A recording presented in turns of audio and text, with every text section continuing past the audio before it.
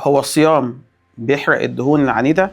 طيب هل الصيام لوحده كفاية يغير شكل الجسم ولا احنا بنحمل الصيام أكتر من دوره الحقيقي؟ الدهون العنيدة مش بتتكون في أسبوع ومش بتختفي عشان امتنعت عن الأكل شوية ساعات.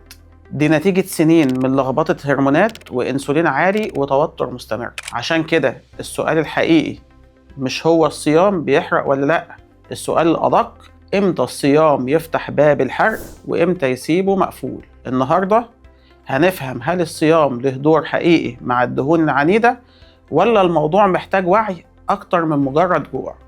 قال الله تعالى: إن الله لا يغير ما بقوم حتى يغيروا ما بأنفسهم. الآية الكريمة بتحط قاعدة واضحة جدا في التغيير، إن مفيش نتيجة بتيجي لوحدها ومفيش تغيير بيحصل تلقائي، وإن الصيام في حد ذاته مش عصاية سحرية تغير شكل الجسم.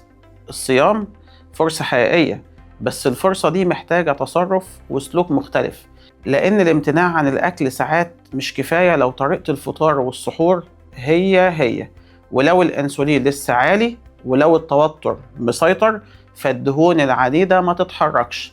لكن لما الصيام يجي مع تغيير في السلوك وهدوء مع الأكل وتنظيم في التوقيت، الجسم يبدأ يفهم إن الوضع اتغير، وساعتها بيبتدي يصرف من مخزون حتى الدهون اللي كان متمسك بيها بقاله سنين. يعني إيه دهون عنيدة أصلا؟ الدهون العنيدة هي دهون الجسم بيعتبرها مخزون أمان فبيتمسك بيها ومش بيصرف منها بسهولة، وغالبا بتظهر في البطن والجانبين وأحيانا الفخذين. ودي مش دهون وحشة ولا غلطة منك ولا حاجة، لكنها نتيجة إشارات هرمونية متراكمة على مدار السنين.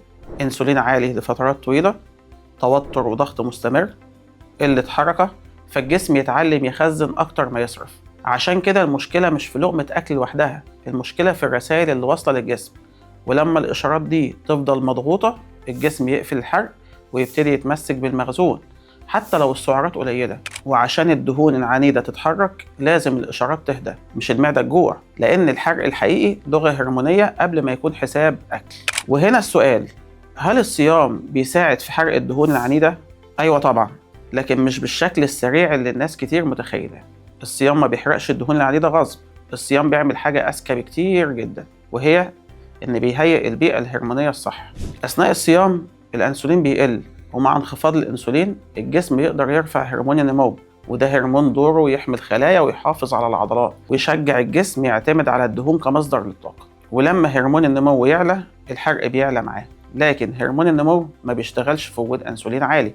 عشان كده الصيام لما يهدي الأنسولين يفتح باب الحرق، وساعتها الدهون العنيدة ممكن تتحرك مش بالقوة، ولكن لأن الجسم أخيراً بقى في الوضع اللي يسمح له بالصرف مش التخزين. وده اللي بيخلي الحرق ممكن مش مضمون حسب اللي بيحصل بعد الأذان من التغذية. إمتى الصيام ما يحرقش الدهون العنيدة؟ لما الفطار يبقى عنيف، سكريات بدري، نشويات كتير، أكل لحد التخمة، ساعتها الأنسولين بيعلى، الجسم بيقفل الحرق والدهون العنيدة تفضل في مكانها. يعني الصيام فتح الباب لكن طريقة الفطار قفلته. في خطأ بيقع فيه كتير من الناس، في ناس بتفتكر إن طول فترة الجوع هي اللي بتحرق الدهون.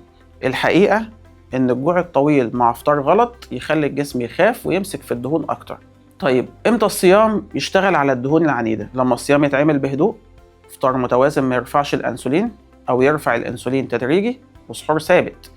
هنا ما يدخلش الجسم في ضغط، ومع حركة بسيطة حتى لو مشي، مش لازم رياضة عنيفة، ساعتها الجسم يحس بالأمان ويبدأ يصرف من المخزون حتى الدهون اللي كان محتفظ بيها. الخلاصة، الدهون العنيدة مش محتاجة قسوة، محتاجة فهم، والصيام لما يتفهم صح ما يضغطش على الجسم، الصيام يخليه يسيب اللي كان متمسك بيه. استنوني في حلقة جديدة من برنامج صيامك صح، ودلوقتي هسيبكم مع النظام الغذائي لليوم ال14. سلام عليكم.